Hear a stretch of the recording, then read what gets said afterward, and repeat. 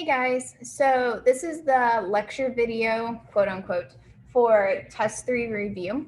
So I'm going to walk us through the review for test 3, which you can find on Canvas.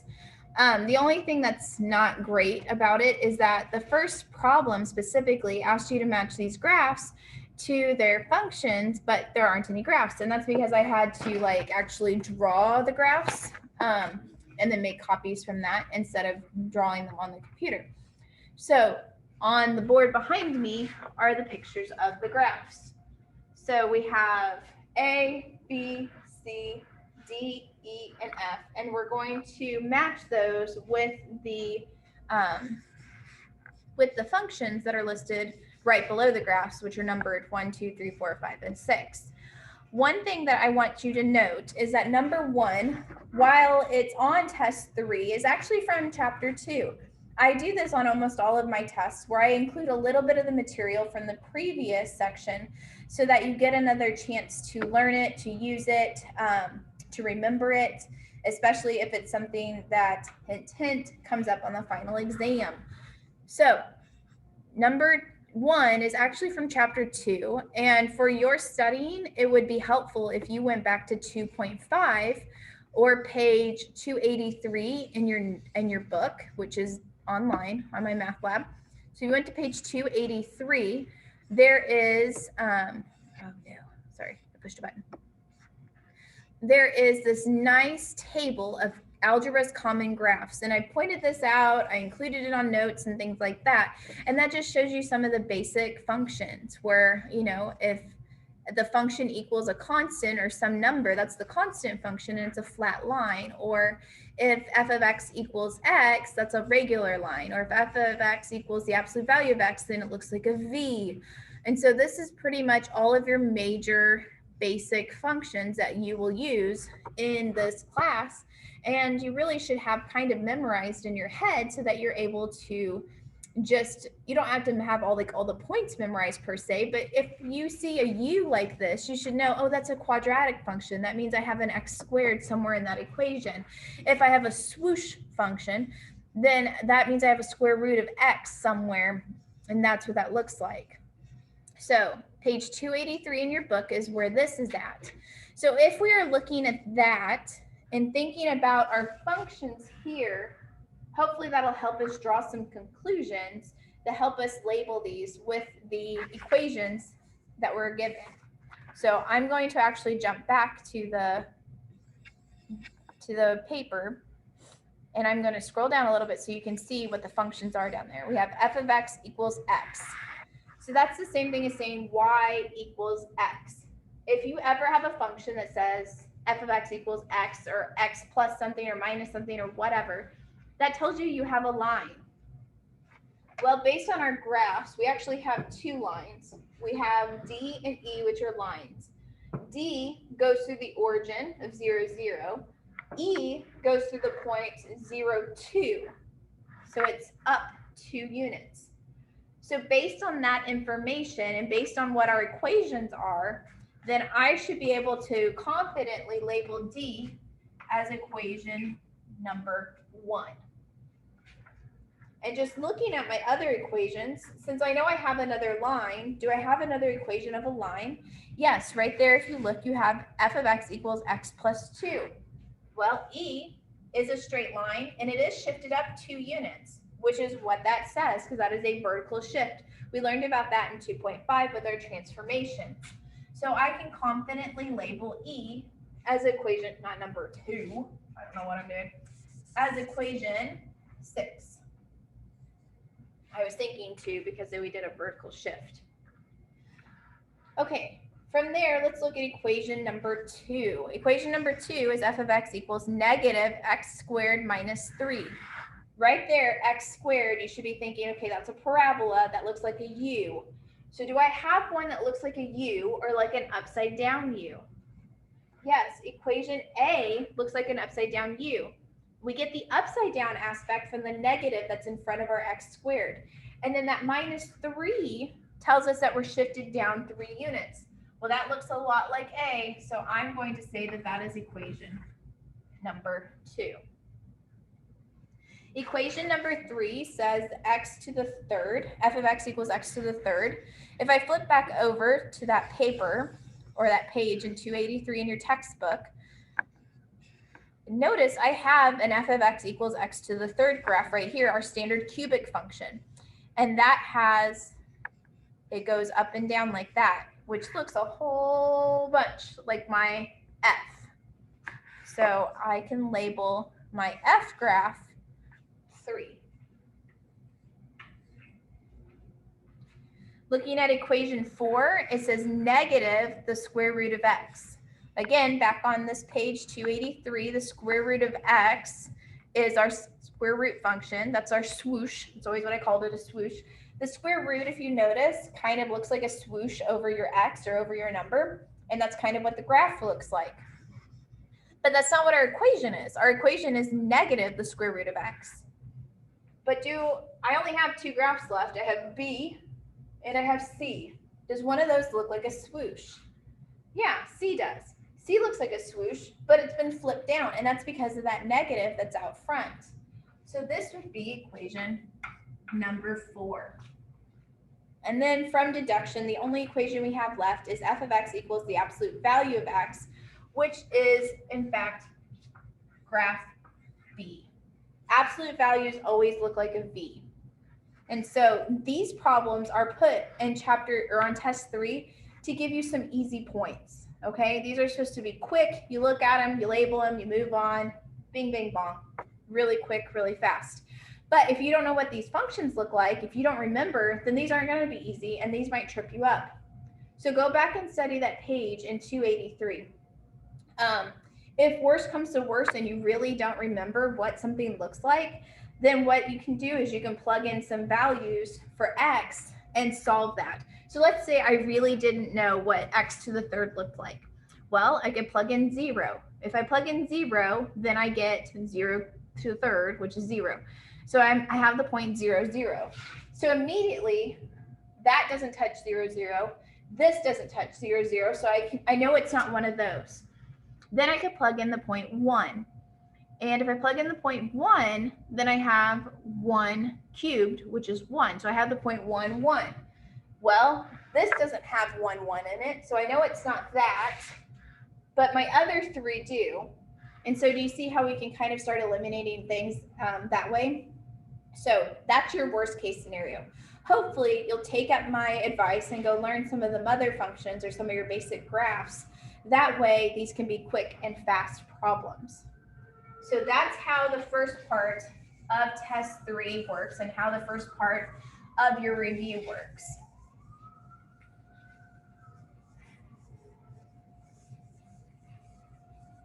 All right, so let's scroll down and look at number 2. Number 2 says we're going to solve the system of linear equations by substitution. This is from 5.1. Before we jumped fully into chapter 3, we did 2 sections of chapter 5. We did 5.1 and 5.2, and those were both sections over solving systems of equations. So for number 2, make sure I'm still on the screen. Yep. We have a system of equations. We have 2 equations with 2 unknowns. So this is from 5.1.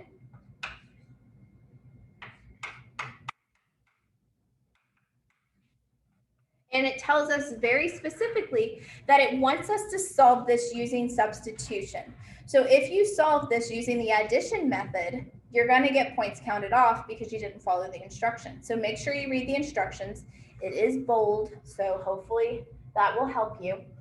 When you use the substitution method, what you're doing is you're solving one of your equations for one of the variables, and then you're substituting that back in to the other equation. So in this case, I'm looking for a variable that maybe doesn't have a coefficient out front. That way it's nice and easy to solve for. And looking at my variables, it looks like the second equation, I just have a plus y. That one's a really easy one to solve for. So I'm going to solve for y in my second equation. And I do that by adding the 2x over. That way I have y equals 2x plus 7. Once I know what y equals, then I can take that and I can plug it into the top equation anywhere that there is a y, and I can solve for x then. Because then I'll have 2x minus 3, and instead of saying 3y, I'm going to say 3 times 2x plus 7 equals a minus 13. So I substituted in what y equals, and now I'm going to solve for x, because now I have one equation, and there's only x as my variable, so I can solve for that. I need to distribute this negative 3 into the parentheses. That'll give me 2x minus 6x minus 21 equals a negative 13. 2x minus 6x is a minus 8x. And I'm going to add that 21 over, which is going to give me, sorry, that's not an 8. What am I talking about? 2x minus 6x is a minus 4x. Excuse me. But I add my 21 over, and that does give me a positive 8 over there. I think that's where my 8 came in. Now I'm going to divide both sides by negative 4, and I get x is negative 2. Now that I know what x is, I can back substitute that over here and solve for my y. Y equals 2 times x, which was negative 2, plus 7, which is negative 4, plus 7, which is 3. That means my ordered pair is negative 2, 3. You either must give me the ordered pair, or you need to say x equals and y equals in order for this to be correct. And that was from 5.1, and that was using substitution to solve our system of linear equations. Next, we're going to scroll down. We have question number 3, where we're going to solve the system of linear equations by addition or elimination.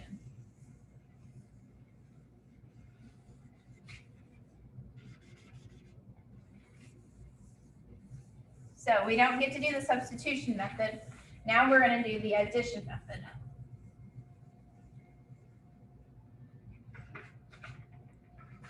And this is still from 5.1. So we have 3x minus 4y equals 11. And we have 2x plus 3y equals negative 4. When you are doing the addition method or the elimination method, what you're going to do is you're going to add your two equations together. But when you add those two equations together, what you want to happen is you want one of your variables to go away. And it doesn't matter which one, but you want one of them to go away. That way you have one equation with one unknown. So if I'm looking at this, I'm going to look at the coefficients in front of my variables and think about which one do I want to eliminate. It does not matter which one you choose, but I'm going to choose to eliminate my y this time because I have a negative 4 and a positive 3. That means I don't have to change the sign of either of those, and that's nice. And that means I can multiply by positive numbers, which is also nice. So what I need to think of is I need to think of a number that 4 and 3 are factors of. So what is a number that 4 and 3 goes into? Well, the obvious answer is 12, because 4 times 3 is 12. So what do I need to multiply the top equation by to have 12y? Well, I need to multiply it by a positive 3. And to get the second equation to have 12y, I need to multiply it by a positive 4. But you're multiplying the whole equation by that constant in order to eliminate out your y's. So my first equation then will become 9x minus 12y equals 33. And my second equation that I'm multiplying by 4 becomes 8x plus 12y equals a negative 16. Now I'm ready to add these two equations together. 9x plus 8x gives me 17x. Negative 12y plus 12y gets me 0y, which is the whole point of doing this because we wanted that to go away. And And then 33 minus 16 just becomes 17. Divide both sides by 17, and I get x equals 1. So now it is just like the substitution method. I know one of my variables, so I'm going to substitute that into one of the original problems and solve. Again, it does not matter which original equation that I choose. I'm going to do equation number 2. So that was 2x, so 2 times 1 is 2, plus 3y equals a negative 4. Subtract over my 2, and I get 3y equals a negative 6. Divide both sides by 3, and I get y equals a negative 2. So again, putting your answer like this is totally fine, or you can put 1 comma negative 2 as an ordered pair, and that is also totally fine for me. So substitution method, you solve one of the equations for one variable and then substitute, solve, substitute, and solve. Addition method, you find one of your variables to eliminate. Usually you have to multiply one or both of the equations by a constant in order to do that. Once you've eliminated one of the variables, you solve for the remaining variable and then back substitute and solve for the last variable. So that's when you have two equations, two unknowns. But as you can see, equation number 4 is a system of 3 equations with 3 unknowns, and that is from 5.2. 5.2 was all about solving systems of 3 equations with 3 unknowns. You don't get to use the substitution method really for that one. What we do is we just use the addition method. We just have to do it more than once. This is the one that I always say color code or highlight or label your equations so that you keep track of them and don't get them confused or lost. Because even though we're going to start with 3 equations, 3 unknowns, we're only going to look at 2 equations at a time. And so we need to label them. What I usually do is I label them 1, 2, and 3. I have colored chalk, so I'm also able to kind of color code them, which is really nice. And I'll try and keep that consistent for this problem. I don't really know if you can see the color coding very much in the lighting or not, but I do my best to try and help you. So I'm labeling my equations 1, 2, and 3. Now I'm only going to look at 2 equations at a time, and I want to eliminate out a variable. Again, does not matter which variable you choose. Any variable is perfectly fine to eliminate this first go around. The big thing that you have to remember is the variable you eliminate first is the variable you have to eliminate the second time so that you get 2 equations, 2 unknowns. So I'm going to look at just equation 1 and equation 2, and I am going to choose to eliminate my z's. And the reason for that is because I have a positive 2z on top and then a minus z on bottom. So the only thing I really need to do is I need to multiply my second equation by 2 in order to get that to eliminate. So that's what I'm going to do. My equation 1 is staying the same. So it is 4x minus y plus 2z equals 11. That one does not change at all. My equation 2, though, I'm going to multiply by 2. So that becomes 2x plus 4y minus 2z equals a negative 2. Once I've done that, I can add them. So I have 4x plus 2x, which is 6x. Negative y plus 4y is plus 3y. Plus 2z minus 2z makes my z's go away. Again, that is the whole point. Then I have 11 minus 2, which is 9. And this new blue equation is my equation number 4. But now it's an equation with 2 variables instead of 3. So that's good. That's a good start. So that was looking at equation 1 and equation 2. So now I'm going to look at equation 2 and equation 3. But I eliminated my z's my first time, so now I don't have a choice. Now I have to eliminate my z's this time as well. So I have a negative z here and a negative 3z here. So when I add those together, I need it to go to 0.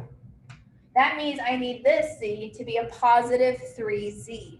And to do that, that means I need to multiply all of equation 2 by a negative 3. So my equation 3, this bottom one, is not going to change. So I'm going to write it exactly like it is. 2x plus 2y minus 3z equals a negative 1. I didn't change anything in it. But my equation 2, I am going to multiply everything by a negative 3. So that'll give me a negative 3x minus 6y. A negative times a negative will give me a positive 3z equals a positive 3. Once I've done that, I can draw my line and add them together. 2x minus 3x is a minus x. 2y minus 6y is a minus 4y. Negative 3z plus 3z, that makes that go away. And a negative 1 plus 3 will give me a positive 2. And this is my equation number 6. So now, instead of having 3 equations, 3 unknowns, I have 2 equations with 2 unknowns. And again, I'm going to try and eliminate out one of my variables. So I have 6x plus 3y equals 9 and negative x minus 4y equals 2. Well, which of those variables should I eliminate?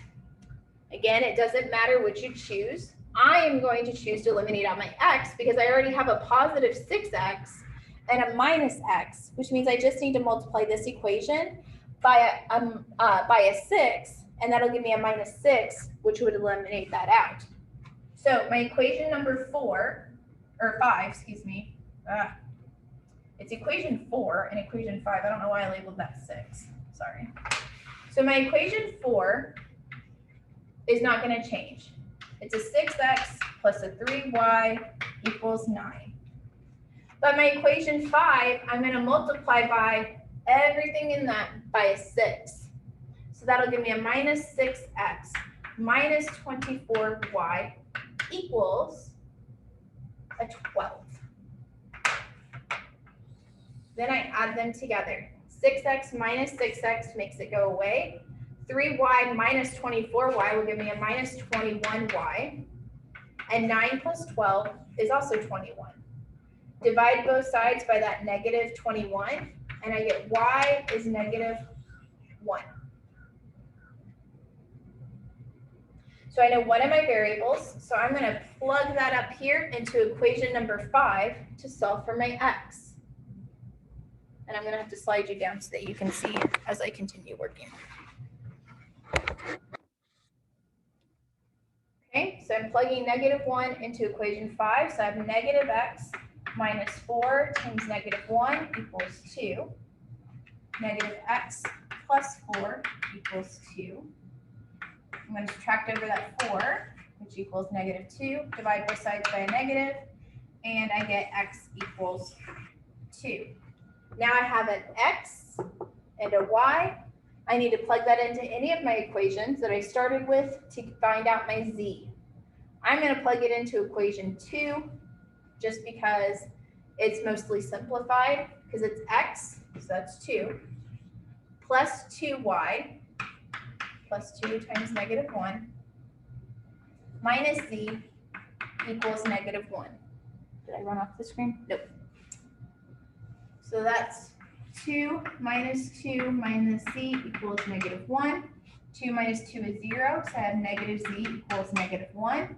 Divide both sides by a negative, and I get z equals 1. Again, having them set like this is totally fine, or you can do your ordered triple, which is 2, negative 1, 1. So there's definitely a lot more back substituting when there is 3 equations, 3 unknowns. But really the process is the same whether you have 3 equations, 3 unknowns, or 2 equations, 2 unknowns when you're using the addition method. Again, this is from 5.2. If you need to go back and study that or learn, like relearn that at all.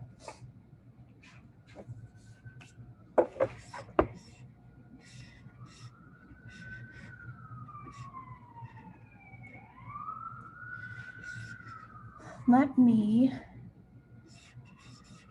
come back over here to our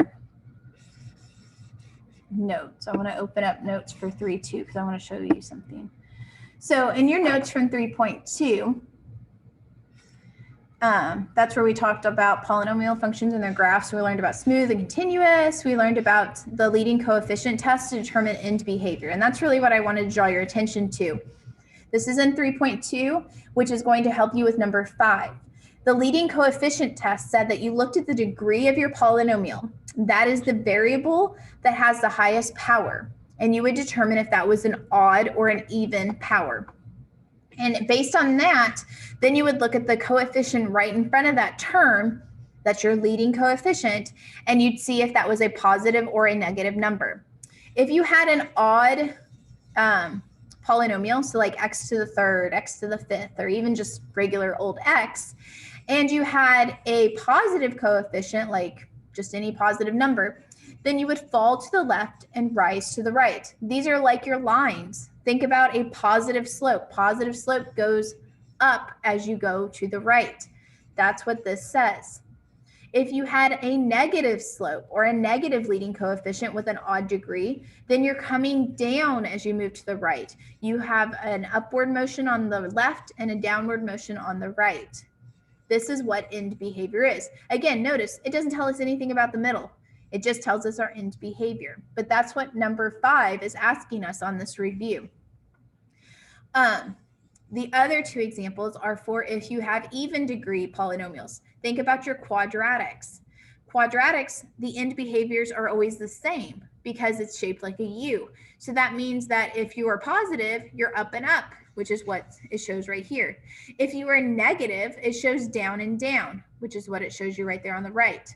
So again, this is from 3.2. This is your leading coefficient test. And that is what it's asking you for right here on your review. It says use the leading coefficient test to determine the end behavior of these following polynomials. So that's from 3.2. That's where your leading coefficient test is. So I wanted to show you that before we started doing these problems. These problems are meant to be pretty quick and pretty easy. If I remember correctly, test 3 is usually my highest test average overall because I do put a lot of what I consider easier, quick problems in to give you a little bit more time to do some of the more difficult problems as they come up. So 5, this is from 3.2. We're going to look at A. And what you need to do is you need to ask yourself, what is the degree of this polynomial? And what is the leading coefficient of this polynomial? So the degree of this polynomial, well, you're looking at all of your variables, and you're looking at all your variables and you're looking at the exponents. So find the one that has the highest exponent. In this case, our highest exponent is 7. That means this is a 7th degree polynomial. 7 is an odd number. Okay, so we have an odd degree polynomial. Then look at the leading coefficient. That's the coefficient in front of x to the 7th.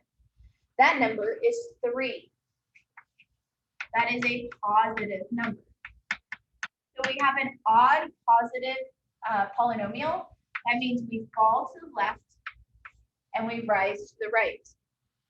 Now, what do you have to include on the test? Theoretically, the answer is just these arrows. However, this problem is worth more than 1 point. So if you only give me these arrows and you're wrong, I can't give you any partial credit because you didn't show me any work. So writing down the degree or writing down the leading coefficient or doing something is going to give me something else to grade if by some chance you do get this wrong. So give me something, okay? All right, so B, let's look at the degree and the leading coefficient. The degree is 5. So again, we have an odd degree polynomial. And then our leading coefficient is -2. So that's negative. Negative and odd means you're going to rise on the left and fall on the right. C, our degree is 6. And our leading coefficient in this case, well, there isn't a number. So if there isn't a number, it's an understood 1. And so it's a -1 because it did have a negative sign. So that tells me it's negative, and sorry, the degree was even. So even and negative means it goes down and down. The last one is D. We need our degree and our leading coefficient. The degree for D is going to be 8, which is once again even. The leading coefficient, though, is 7, but it doesn't matter if that's even or odd. It just matters if it's positive or negative. And that is positive. So even and positive means it's up and up. So that's what you're doing on number 5, and that is from 3.2. Number 6 is also from 3.2. We've got a lot from 3.2. 3.2 is a big section. So 3.2, or excuse me, 6 says the polynomial function, and it gives you this big, long, yucky polynomial. And you're like, oh, good. That's my favorite. Big, long, yucky polynomial. Actually, this polynomial isn't quite as gross as you might think it is. It's actually very, very nice, and I'll show you why. So here's number 6. We have f of x equals 7 times x plus 3 to the 4th times x plus 5 squared times x minus 3 times x minus 1. So this is our big polynomial. Step A, or part A of this problem, asks you to find the zeros of this function. If you are ever asked to find the zeros, the solutions, the x-intercepts, what you're doing is you're setting your function equal to 0. Now, you might be like, oh great, I have to set that equal to 0. But look at it. It's already factored. So we just have to set each factor equal to 0. If I had given you a function like D on part 5, you would have had to factor that in order to find out what x equaled. And that's gross. You don't want to do that. So the fact that it's already factored makes this problem super easy, because all we're going to do is we're going to set each of our factors equal to 0. And that's not too bad. That's saying x plus 3 equals 0. So x equals -3. X plus 5 equals 0. So x equals -5. X minus 3 equals 0. So x equals 3. And x minus 1 equals 0. So x equals 1. That's not too bad. And that's part A. Part B and C kind of go together. Part B asks for you to say at which 0 or zeros does the graph cross the x-axis. And part C says at which 0 or zeros does the graph touch the x-axis and bounce back. As soon as you see cross and bounce back, you should immediately think, oh, this is the multiplicity thing from 3.2. Because back in 3.2, if you have an odd multiplicity, then you cross at that 0. If you have an even multiplicity, that means you bounce back. Now, what was multiplicity? Well, Multiplicity was a really funny movie back in the 90s that you should watch. But outside of that, the multiplicity is how many times are we actually getting each of these solutions. And so sometimes that was a bit confusing. But here's the thing, when it's already factored like this, it's actually really easy because all you have to do is you have to look at the factored forms and look at their exponents. So if I'm looking at x plus 3, I need to look at that exponent to determine what the multiplicity is. How many times would I get that 0? Well, I would get it 4 times. So that means the multiplicity of x equals -3 is 4. If you have an even multiplicity, then you're going to bounce back. So I bounce back at x equals -3. That's on part C. So let's look at x equals -5. What is the power for x equals -5? Well, it's a power of 2. That means I find that answer 2 times. So it has a multiplicity of 2. Again, that's an even multiplicity. Even multiplicities mean you bounce back. So x equals -5 bounces back. Okay. What about x equals 3? Well, if I look at my factor of x equals 3, there isn't an exponent. But what is the understood exponent that's there if there isn't one written? Well, if one isn't written, then it's an understood 1. That means we found it 1 time. So the multiplicity for x equals 3 is 1. That means we cross. So x equals 3 is a point at which we cross. So that would be listed under B. I do the same thing for x equals 1. I look at the power. How many times would I get it? Well, I only get it 1 time. So the multiplicity is 1. So that means it crosses at x equals 1.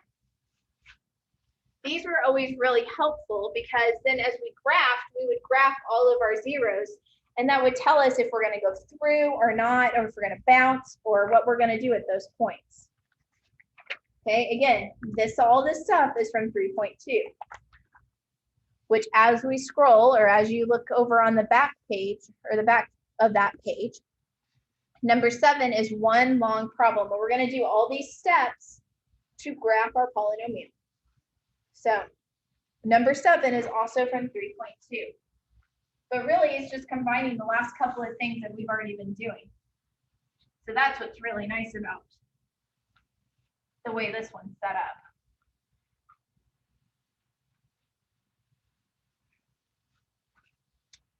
Okay, number 7, also from 3.2, says we're looking at the function f of x equals x to the third plus 2x squared minus 4x minus 8.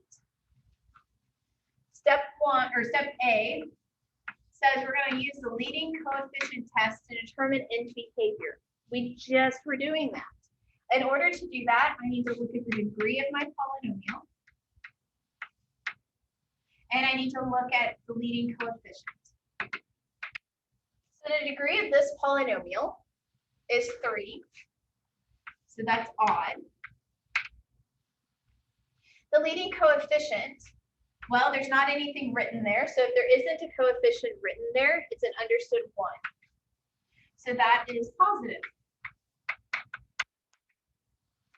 Positive and odd means you go down on the left and up on the right. And I am going to circle this so that I can find it here in a little bit. Okay. Part B. B says to find all the x-intercepts and determine their multiplicity. Again, if you see them asking for x-intercepts, zeros, solutions, those are all the same thing. And the way you find that is you set your polynomial or you set your function equal to 0 and solve for your x. So I'm going to have 0 equals x to the third plus 2x squared minus 4x minus 8. Now this is an x to the third polynomial, it's a third degree polynomial, but we have 4 terms. So that means we can factor by grouping. In order to factor by grouping, I'm going to look at just the first 2 terms, and I'm going to ask myself, what does x to the third and 2x squared have in common? Well, they both have an x squared, and that will leave me with an x plus 2 inside my parentheses. Then I look at my other two terms of negative 4x minus 8, and I ask, what do those two terms have in common? Well, they both have a negative 4, which again will leave me with the x plus 2 inside my parentheses. That is the whole goal of factoring by grouping. You want to get the same thing inside of your parentheses. And here is why that's the case. Because now I have one factor and I have another factor. So up here I had 4 terms or 4 factors. And I said, what did this have in common? What did that have in common? And I pulled out what they had in common. Now I'm saying, okay, I'm looking at this and I'm looking at this. What do they have in common? Well, they both have the x plus 2 in common. So I pull that out, and what am I left with? I'm left with x squared minus 4. Now I have a factor times a factor equals 0, so I can set each of my factors equal to 0. X plus 2 equals 0. That means x equals a negative 2. I subtracted that over. Over here, I have x squared minus 4 equals 0. So add the 4 over. I have x squared equals 4. To get rid of the square, I have to square root. So that means I also have to square root the 4. When you square root a number, what's the thing you have to remember? You have to remember plus or minus. So I get x equals plus or minus 2. So those are my zeros. But it says not only to find my zeros or x-intercepts, but I have to find their multiplicities. So I had x equals negative 2 and x equals positive 2. So what is the multiplicity of x equaling negative 2? How many times did I find x equals negative 2? Well, I found x equals negative 2, and I found x equals negative 2 because I found x equals plus positive 2 and negative 2 over here. So I found it once, twice. So the multiplicity at x is negative 2 is 2. That's even. That means I bounce back. Bounce.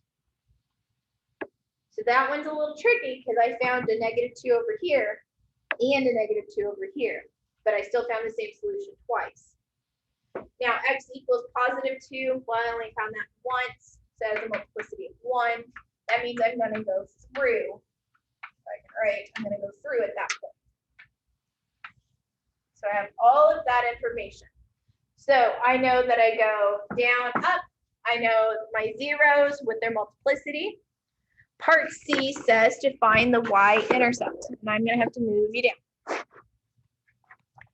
Finding the y-intercept. We've done this with lines. We've done this with quadratics. We've done this with polynomials. How do you find the y-intercept?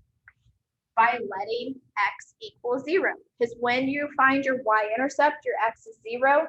So what you're finding is f of 0, which for a polynomial function is fabulous because most of it goes away.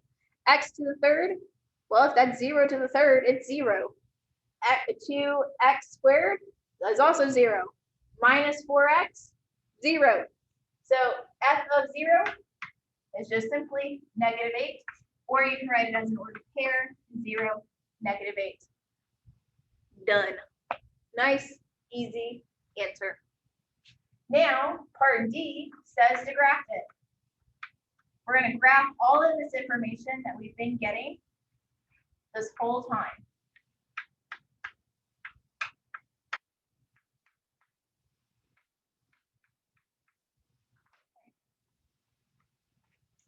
So there's my graph paper, which you have graph paper on your answer key right there. First thing I'm going to do is I'm going to plot my y-intercept at 0, negative 8. That's down there. I found zeros at negative 2 and positive 2. From the very first part, I know my end behavior goes down on the left and up on the right. I know that when x is negative 2, I had a multiplicity of 2, which means I bounce. So at -2, I would bounce. I don't go through, I bounce. At x is 1, or excuse me, at x is 2, I had a multiplicity of 1, which means I would go through. So at x is 2, I go through. Since I still have to hit my y-intercept down here, I'm going to go down and hit it, come back up and go through 2, and there's my graph. So not too bad, but that's why we do all these different steps, is so that we can graph that. The last thing that I asked for on this one is determine the domain and the range. What is the domain of every polynomial function? Every single polynomial function has a domain of -infinity to +infinity. If you had forgotten that, hopefully by graphing, you would see that that's the case. Because this arrow means you're going to go down and over forever. This arrow means you're going to go up and over forever. So is there ever an x value that you're not going to hit? The answer is no. So you're going to have -infinity to +infinity. The range is not always guaranteed to be -infinity to +infinity. So that one you do need to look at your graph. But again, the same logic fits. If we're going down forever here and up forever here, and there's no holes because it's a polynomial function, then is there ever a y value that we're not going to hit with this function? And the answer is no. We're going to hit every y value. So my range is -infinity to +infinity as well. So that's why it's asked after the graphing, because then it's easier to see what the actual solution is for that. And again, all of that was from 3.2. So 3.2 is a really important section to study for this test. All right. Let's move on to number 8. Number 8 is a division problem. We are dividing polynomials. We divided polynomials back in 3.3, and we learned 2 different ways to do it. We learned how to do it with long division, and we learned how to do it with synthetic division. I don't care which way you use it. It's why it says it use either long division or synthetic. I will work one each way just so you can see it, but you could work both synthetic division. You could do both in long division. You could do one in either. It doesn't matter as long as you do your math correctly. So A is 2x to the third plus 7x squared plus 9x minus 20 divided by x plus 3. So we need to divide this polynomial by that polynomial. I'm going to do synthetic division on this first one. So again, if you don't remember how to do these, go back to 3.3 and watch the video. Synthetic division is where we have our box. We write our coefficients. And if we are missing a term, whether it's using synthetic division or we use long division, like if we didn't have this x squared term, you would have to put in a 0 term there to hold that place, a placeholder. That's for both ways. So be aware of that. You might have to put in a 0 holder. But in this case, we don't. So I'm going to put 2, 7, 9, and -20, because those are our coefficients. You draw your arrow down, you draw your line, put your first term there. Now, what goes in that box? Well, if you're using the rational root theorem, you put in one of your possible zeros. In this case, though, it tells you what you're dividing by. You're dividing by x plus 3. That means what would go in there is whatever this is equal to 0. So x equals -3. So -3 is what goes in that box. Then you take what's in the box times what's down here and you put it in over here. So -3 times 2 is a -6, and you add down. That gives you 1. -3 times 1 gives you -3, and you add down. -3 times 6 gives you a -18, and you add down. The whole reason for this is because we started with an x to the third. We're dividing by x, so now we have x squared and x, and that's our constant, and this is our remainder. The one thing to remember is you always stick the remainder over what you divided by. Okay, now on here, it gives you very, very specific instructions on how to write the answer. And there's a reason for this, and it's because when we use the rational root theorem and we find all the zeros, this is the way that makes the most sense to write your answer as you're solving for the remaining zeros. So the dividend, what is the dividend? It's what you start with. So that's your beginning polynomial. That's the 2x to the third plus 7x squared plus 9x minus 20. And that equals, so that's your dividend. Your divisor is what you divided by. So that's the x plus 3. And then the rest of it is what you got.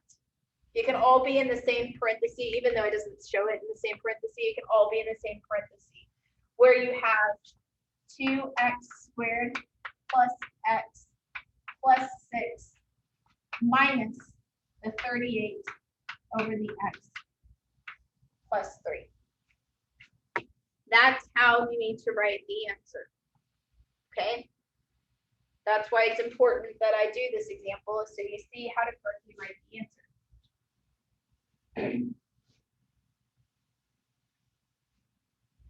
So that's using synthetic division.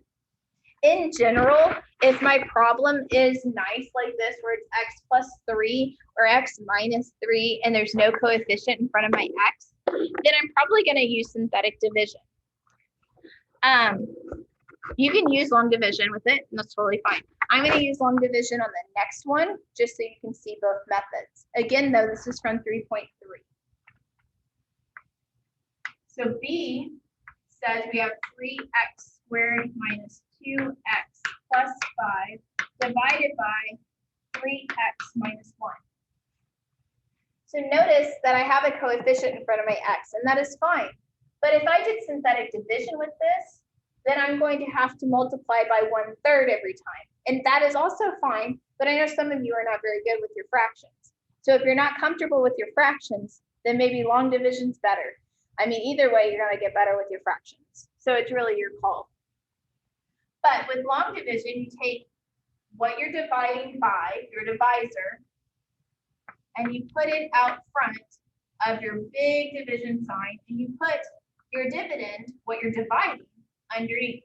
That's 3x squared minus 2x plus 5. And then what we're doing is we're really just asking and looking at the first term of each of those parts and saying, what do I multiply 3x by to get 3x squared? Well, I have to multiply it by an x. So x times 3x will give me 3x squared. X times -1 gives me a minus x. Now, here's what you do. You draw a line and you change your signs. Okay, so you have to draw your line and change your signs. That way you have 3x squared minus 3x squared, which makes it go away. That's always your goal, is to eliminate out that first term.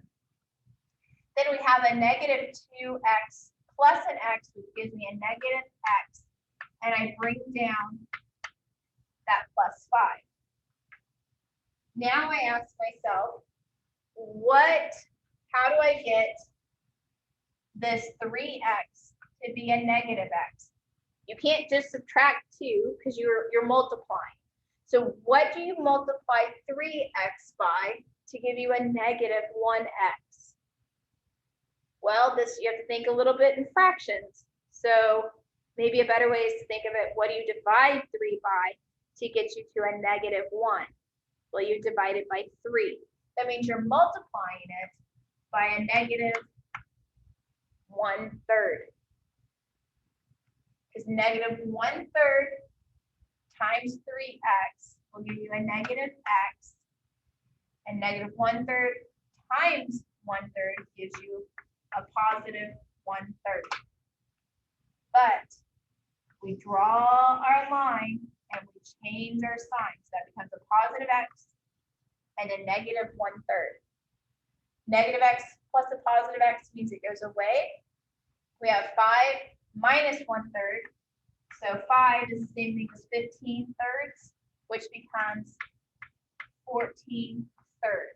So that's our remainder. So now if we're going to write it in the very specific form that it asks us to, this is how you do that. I'm going to slide you down.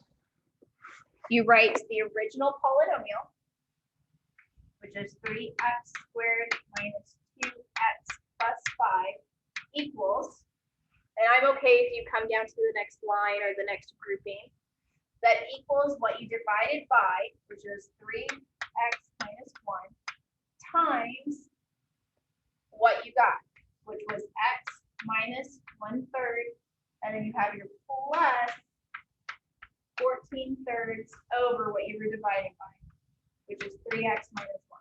I know that this is not proper, having 14/3 over 3x minus 1. That's totally okay with me, though. It doesn't have to be completely proper right there. I'm okay with that. Okay, because you got the right answer. You were putting it in the right form. So that's all I really care about.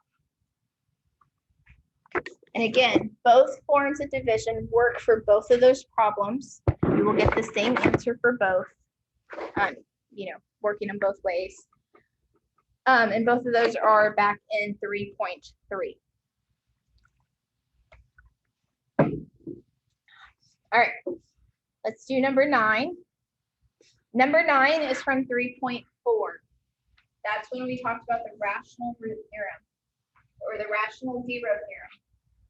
That's where we'd get a big long list of possible zeros, and then we would be able to find a real zero and move on from there.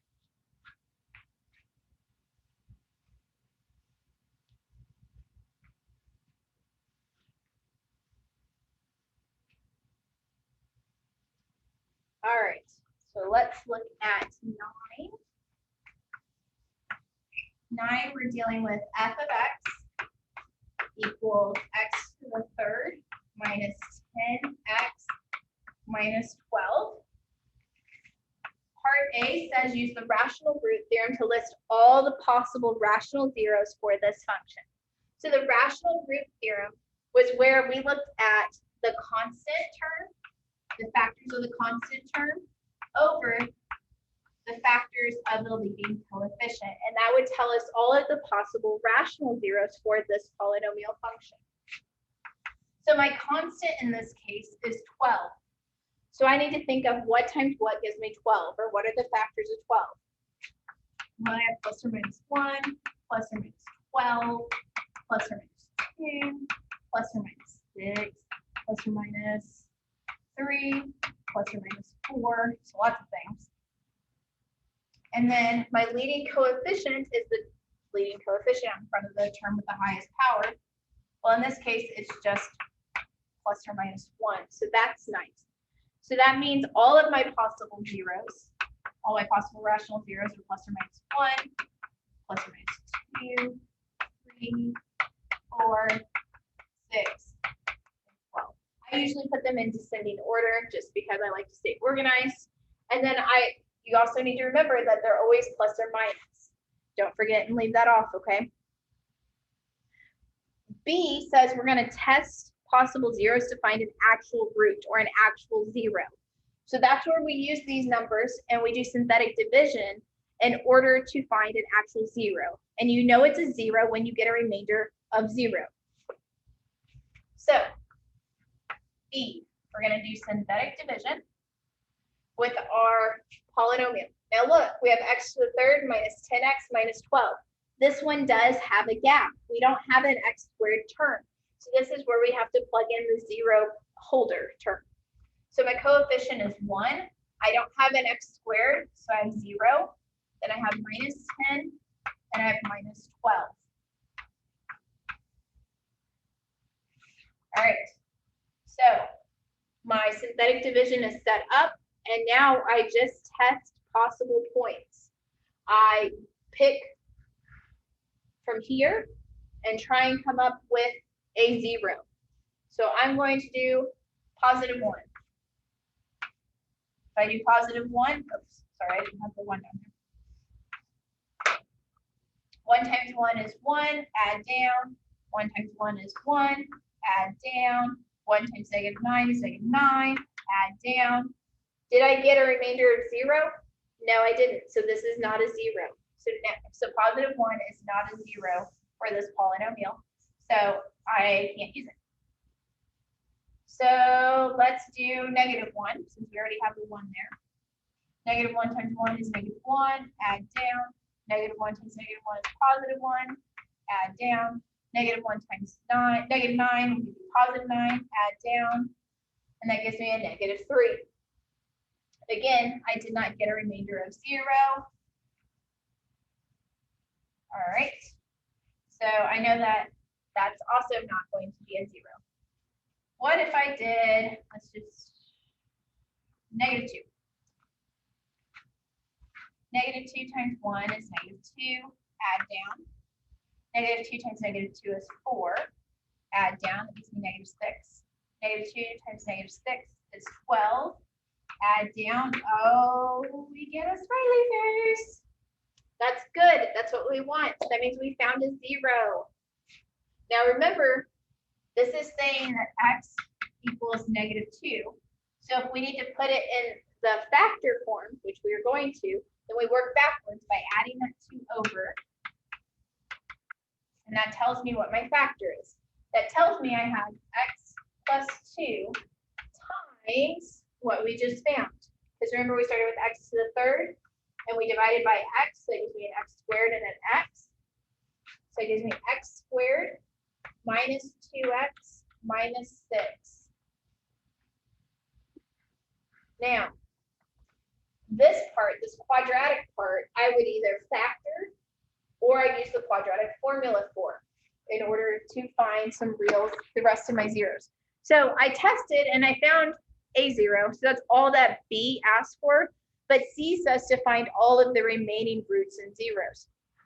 Notice it doesn't say to find all of the remaining rational roots and zeros. So that means we could get some irrational roots or some complex roots. So I have to continue solving this though, which is why I just went ahead and continued with it. So this is already factored, but my quadratic is not. Are there any factors of 6? So my factors of 6 are 1 and 6, and 2 and 3, that subtract to give me a -2. 1 minus 6 would give me a -5, 6 minus 1 would give me a +5, 3 minus 2 would give me 1, and 2 minus 3 would give me a -1. So no, since these will not subtract to give me that -2, I can't factor it. And if you can't factor a quadratic, how do you solve it? Quadratic formula. This is where you memorize it, people. Quadratic formula. X equals -b plus or minus the square root of b squared minus 4ac all over 2a. Quadratic formula. Memorize it, memorize it, memorize it, memorize it. So if I'm looking at this quadratic equation, my a is 1, my b is -2, and my c is -6. And I'm going to plug it in to this formula right there. So x equals -b, so that would give me a +2, plus or minus the square root of b squared, which is 4, minus 4 times a, which is 1, times c, which is -6, all over 2 times a, which is just 2. So that's 2 plus or minus the square root of 4, and then -4 times -6 is a +24 all over 2.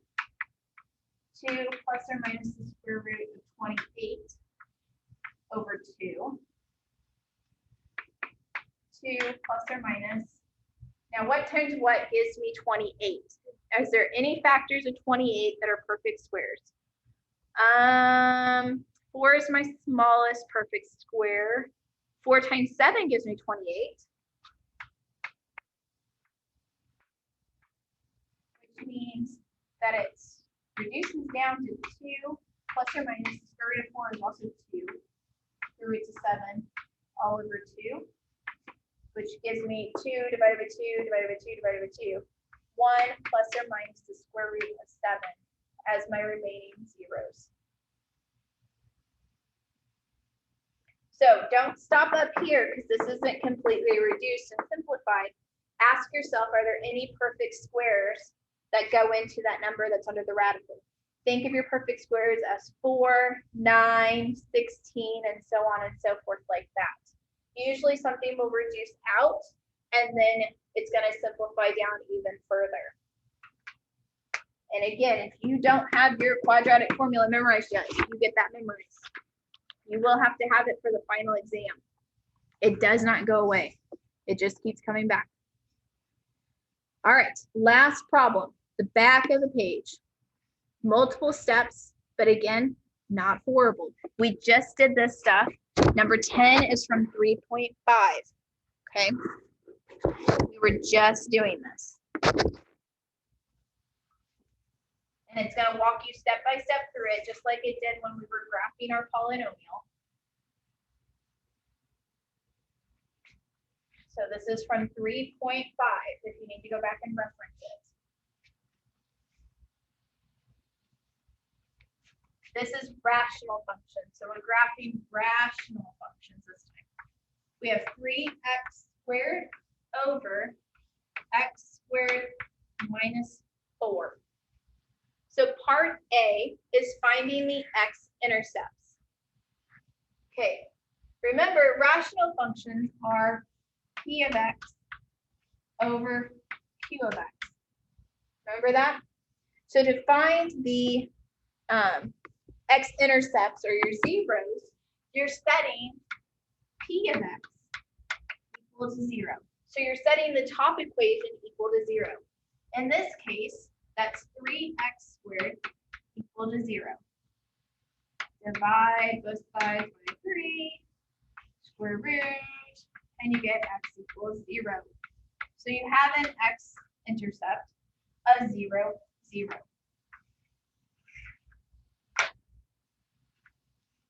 So that's part A. Part B is finding y-intercepts.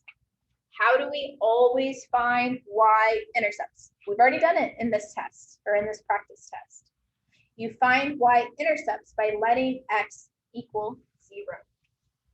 You're finding x of 0. That equals 3 times 0 squared over 0 squared minus 4. 0 over negative 4, which equals 0. You find your y-intercept at 0, 0, which you maybe could have deduced because we had an x-intercept at 0, 0, and that means our x was already 0. So maybe you wouldn't have even needed to do the math there. But if you did, you're finding f of 0. C says we need to find any vertical asymptotes. So vertical asymptotes happen when q of x equals 0. Q of x is our bottom equation or a denominator. When it equals 0, we have our vertical asymptotes. So in this case, that's when we have x squared minus 4 equal to 0. So x squared equals 4, square root both sides, and you get x equals plus or minus 2. That means you have a vertical asymptote at x equals negative 2 and at x equals positive 2.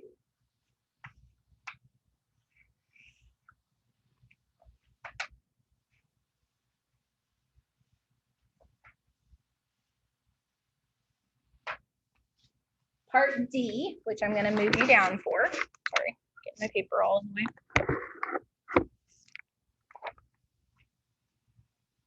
Part D asks for any equation of horizontal asymptotes, if there are any. Now, the horizontal asymptotes were a little bit different. The horizontal asymptotes is where you had to look at the degree of the top or your numerator over the degree of your bottom. So the degree of your top equation versus the degree of your bottom equation, and that would tell you one of three situations. and that would tell you what your horizontal asymptotes were. So if you look at your equation, 3x squared, the degree of the top then is 2. If you look at the bottom, you have x squared minus 4. So the degree of the bottom is also 2. That means your degree of your top equals your degree of your bottom. When that happens, you have to look at the leading coefficients of those terms. So you have to look at the leading coefficient of the top, or n, versus the leading coefficient of the bottom. The leading coefficient of the top was 3, and the leading coefficient of the bottom was 1, so that simplifies down into 3. That means you have a horizontal asymptote at y equals 3. So if you don't have that memorized, how to determine like what happens with your horizontal asymptotes, then you probably want to look over that because there was 3 cases. If the top was less than the bottom, then you had a horizontal asymptote at y equals 0. If the top equals the bottom, like in this case, that's where you look at the leading coefficient and figure out what line that is. If the top was greater than the bottom, then I told you that there was no horizontal asymptotes for this problem. But now that we have found all of this information, we can graph, which is part E, or sketch a function. So we have lots and lots of information. Whoops, I don't know what I'm doing. Lots of information. 1, 2, 3, 4, 5, 6. 1, 2, 3, 4, 5. 1, 2, 3, 4, 5. So I'm going to graph my asymptotes first. I have a horizontal asymptote at y equals 3. It's 1, 2, 3. Remember, asymptotes are lines that your graph is going to hug. I have a vertical asymptotes at x equals 2 and negative 2. So I have vertical asymptotes here and a vertical asymptote here. So just by drawing my asymptotes, I can see that what I've done is I've cut my space into 6 areas. So that means I'm going to have a graph that has 3 different parts at least. Okay? All right, so there's my graph. I found that I had a y-intercept at 0, 0, and I had an x-intercept at 0, 0. And that's all I know. So that's not a whole lot of information. But here's something a little bit logical you can think about. If I only found my x-intercept to be at 0, 0, then am I going to cross the x-axis over in this quadrant or over here? No, I'm not. So odds are I'm going to be up here, but I don't know where. And so in 3.5, one of our last steps was we had to pick some test points past our vertical asymptotes and in between our vertical asymptotes and our x-intercepts so that we could see what was going on in our graph. So I need to pick some points over here. I need to pick a point between this asymptote and that point, and between that point and that asymptote, and I need to pick some points over here. So what I'm going to do is I'm going to make a table. I like tables. And I'm going to make an x.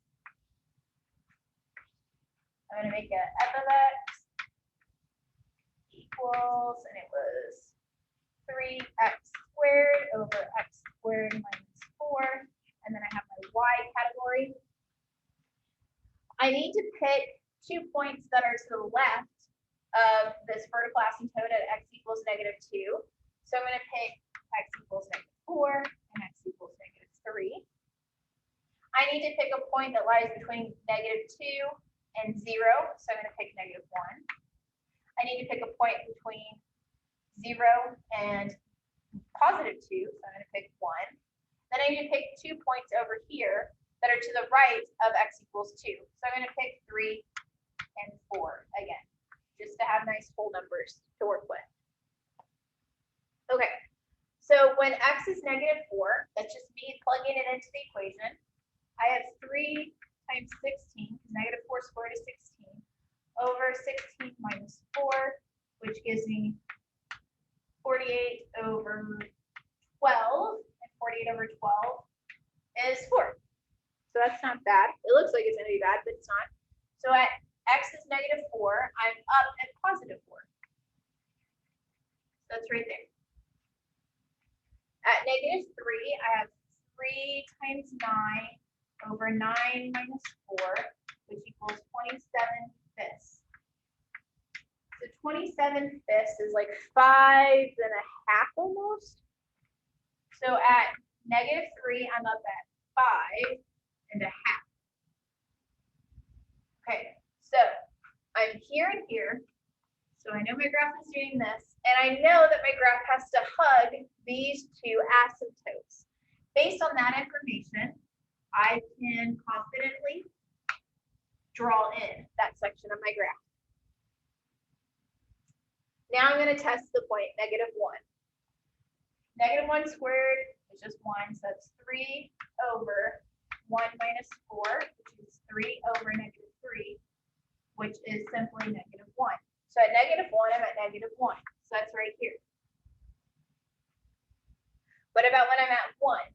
Well, again, at top, that's going to give me 3. And then on bottom, again, I have 1 minus 4, which is 3 over -3, which again is -1. Okay, so I'm right here. So I have these points, and I know I need to hug both of these asymptotes. So I'm going to come down, and it looks like a parabola, an upside down parabola right there in the middle. Lastly, I'm going to solve for 3, which again is 3 times 9 over 9 minus 4, which is 27/5. Okay, well, that's at 5½ almost again. So that's up here. So I bet you for a 4, I'm going to get 4 because it seems to be symmetric about the y-axis. So at 4, I'm at 4, and I can finish off my graph like that. If you would like to see a little closer up one, here is my graph and table on my own notes. But that's why we pick our test points and we fill it in so that we can see what's going on with our graph. And that is the last problem on your review. And remember, if it's not on the review, it is not on the test. If it is on the review, then it's probably on the test. The test will obviously be a little bit shorter than the review, but this is like the little bit broader section to really be studied. So